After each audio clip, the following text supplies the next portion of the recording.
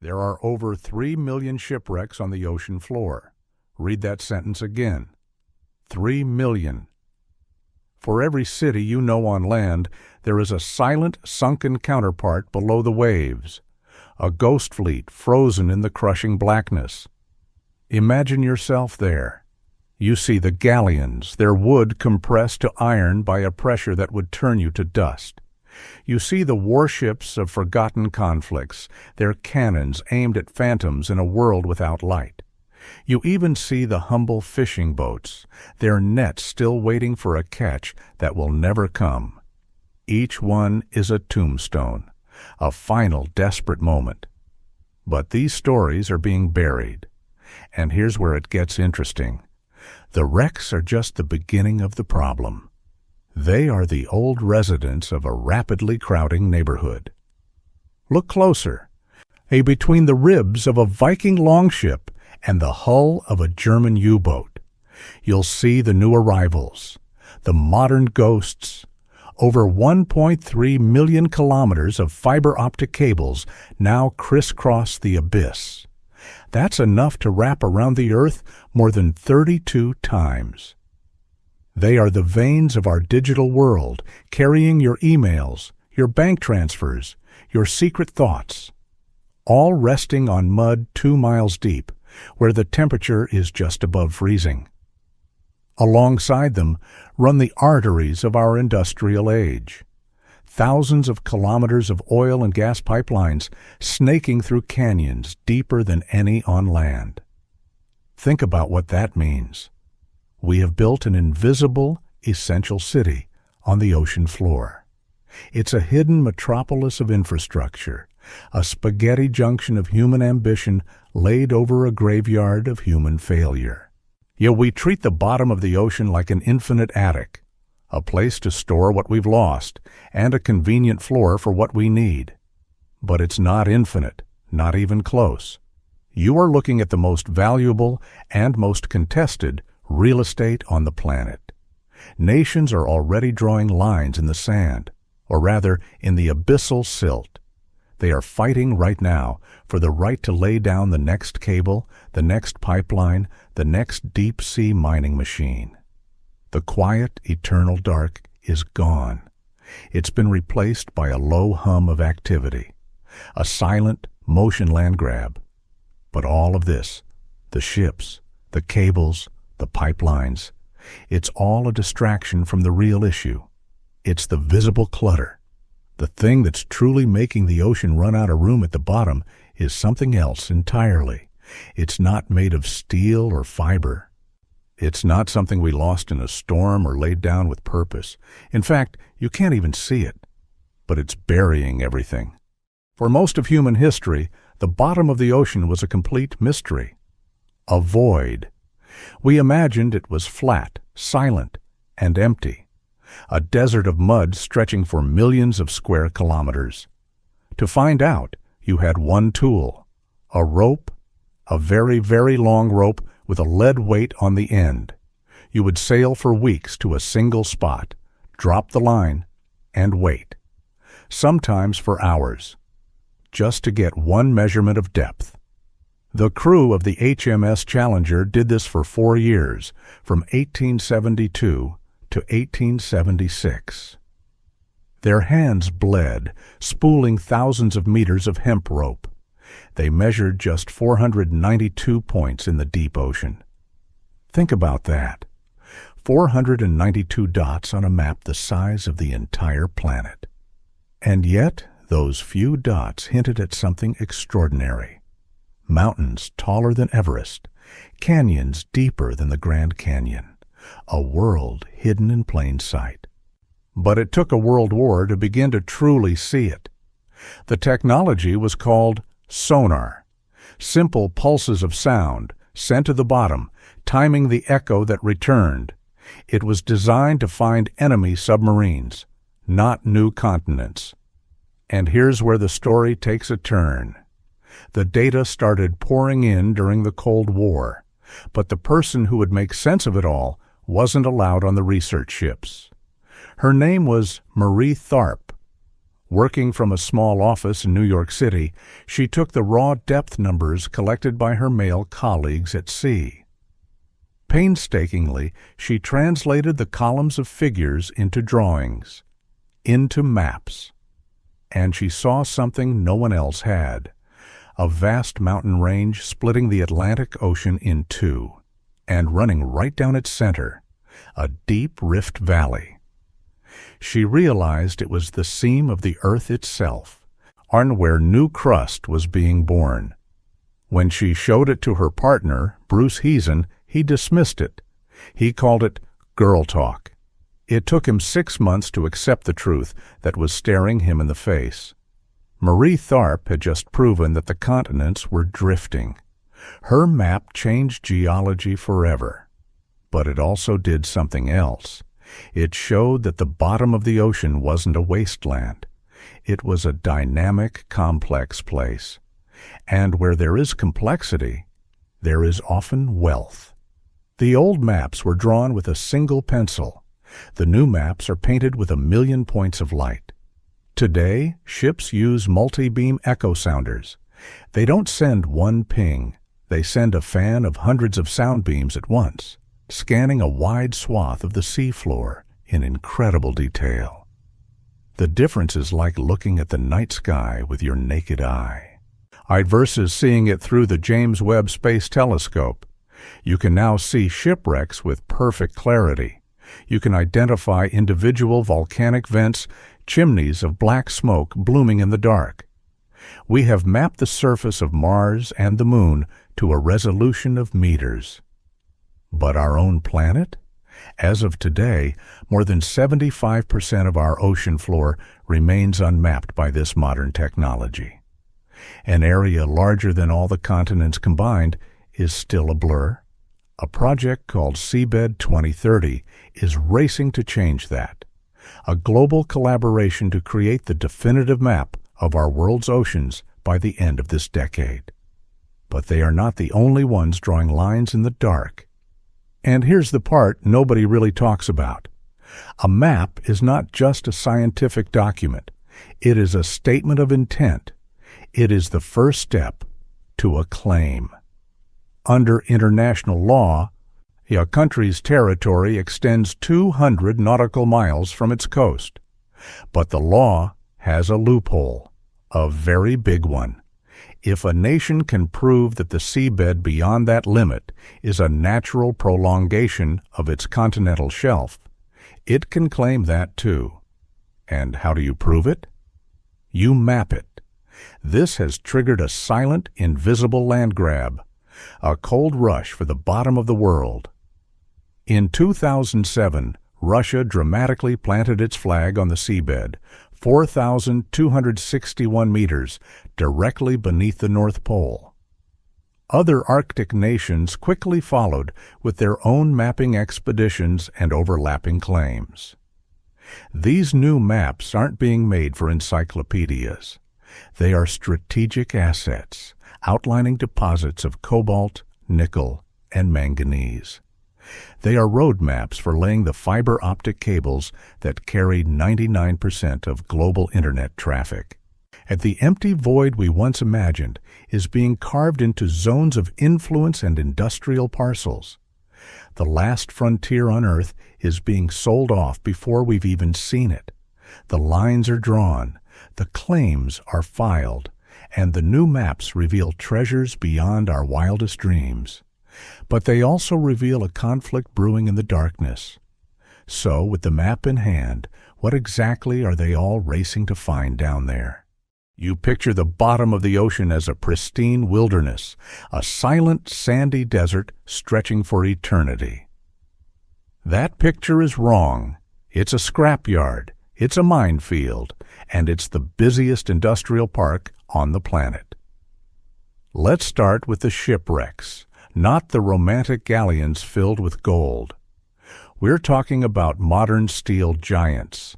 In the last 10 years alone, over 700 large commercial ships have sunk, gone. They take their cargo with them. In 2021, the container ship MV Express Pearl caught fire and sank off the coast of Sri Lanka. It was carrying 25 tons of nitric acid. It was also carrying 1,486 tons of plastic nurdles. Billions of tiny pellets.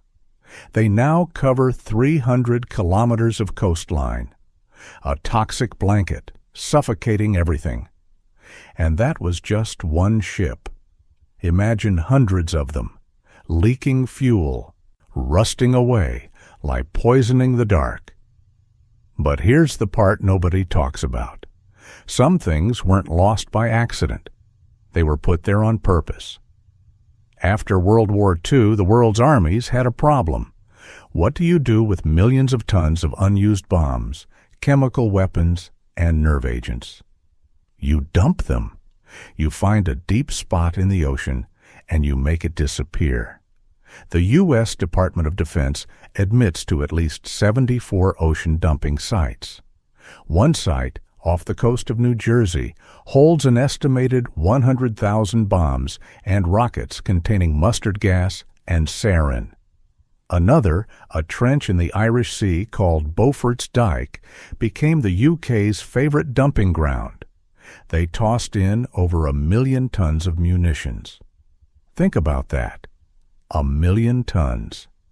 These aren't inert objects. They are steel containers corroding in salt water, thinning year by year.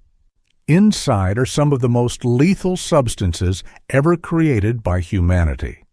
Sleeping dragons waiting for a single crack in their shell. And we have no idea when they will wake up. So you have shipwrecks and chemical weapons. That's bad enough. But now, look at the map of the ocean floor again. You see those lines? They aren't natural. They are the planet's true nervous system.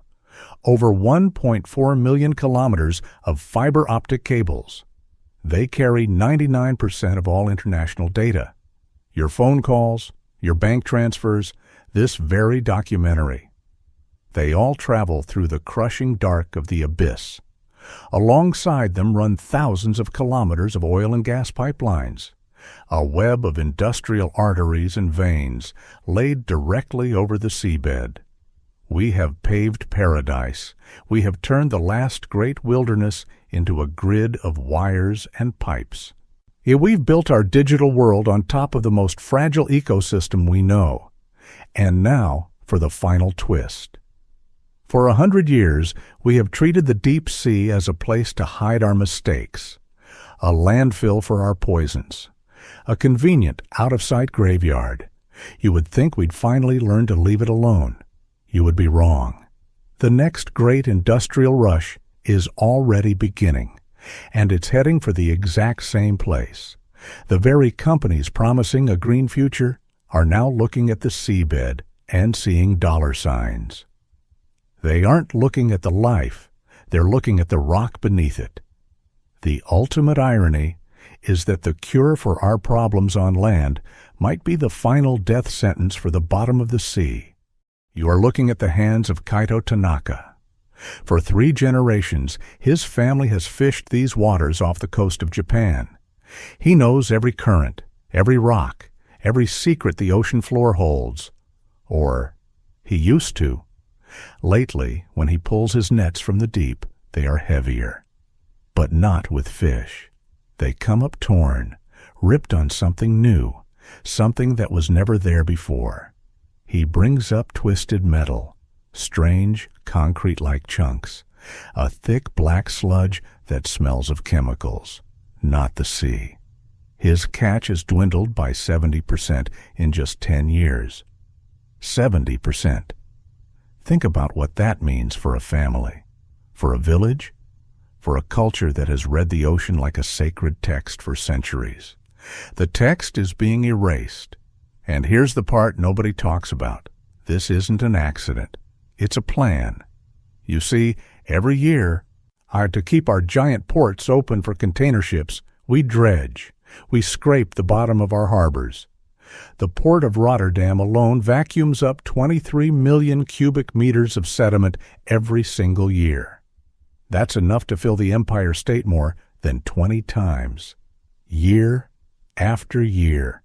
And where do you think all that material goes? They call it offshore relocation. It sounds so clean, so sterile, but you should see it. It's a colossal barge, its belly full of harbor mud, sailing out to a designated spot.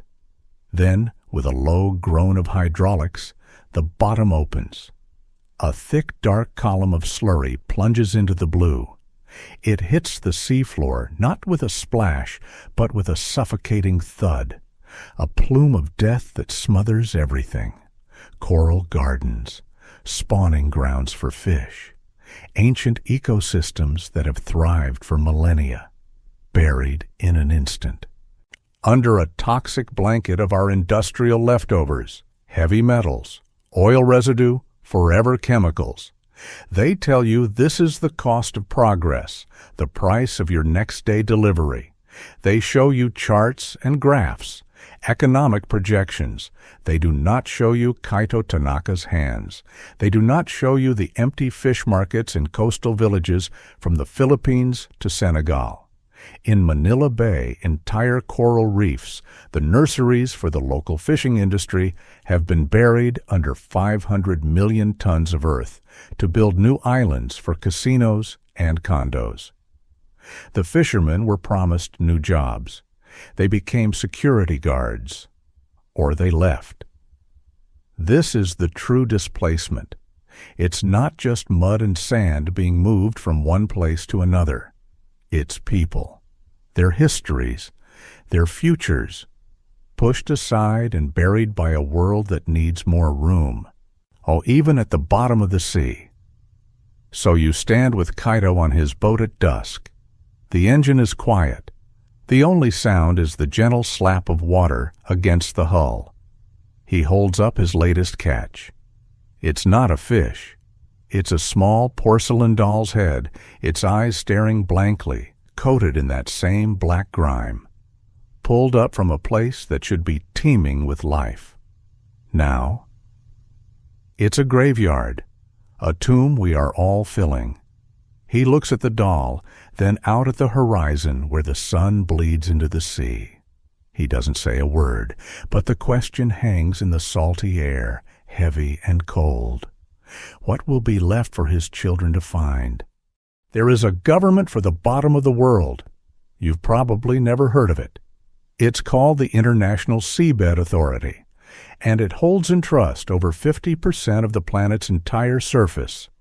For you, for all of us. They call it the common heritage of mankind. A poetic idea, a promise that this last frontier belongs to no single nation, but to everyone. But here's the part nobody talks about.